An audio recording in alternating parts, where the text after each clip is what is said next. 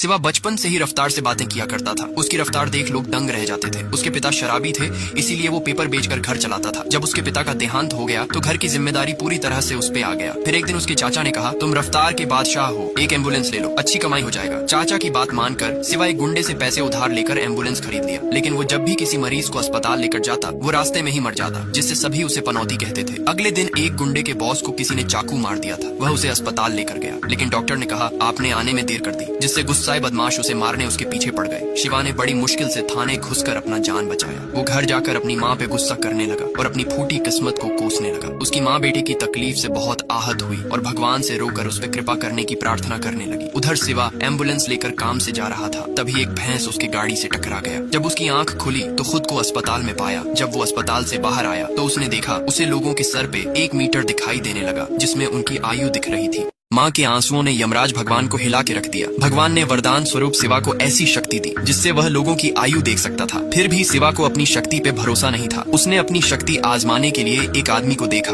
जो 7 मिनट में मरने वाला था। शिवा ने कहा, तुम्हारे जान को खतरा है, थोड़ा संभल कर रहो। लेकिन आदमी ने उसकी बात का विश्वास नहीं किया और गटर में डूब कर मर गया। फिर शिवा अस्पताल गया, जहाँ एक घायल लड़के को लाया गया। उसने देखा उसकी आयु 82 साल है। तभी डॉक्टर ने कहा, आपके बेटे का ऑपरेशन करना होगा, लेकिन बचने का चांस सिर्फ 5% है। तभी शिवा ने कहा, आप टेंशन नहीं लीजिए, आपके बेटे की आयु 82 साल है, उसे कुछ नहीं होगा। जब ऑपरेशन हुआ तो डॉक्टर ने कहा, आपका बेटा अब खतरे से बाहर है। अब शिवा को समझ में आ गया था वो किसी को बचा नहीं सकता, लेकिन वो अपनी शक्ति से पैसा कमा सकता है। उसने एक नेता को देखा जो जोरों शोरों से इलेक्शन की तैयारी में लगा था, लेकिन उसे नहीं पता था कि वो सिर्फ 7 दिन में मरने वाला था। शिवा उस नेता के विरोधी से मिलकर कहा, मैं तुम्हारे दुश्मन को 7 दिन में मार दूंगा, मुझे इस काम के लिए 1 लाख चाहिए। जब 7 दिन हुआ तो नेता खुद मर गया, लेकिन शिवा ने ऐसे एक्टिंग किया कि उसने ही उसे मारा है।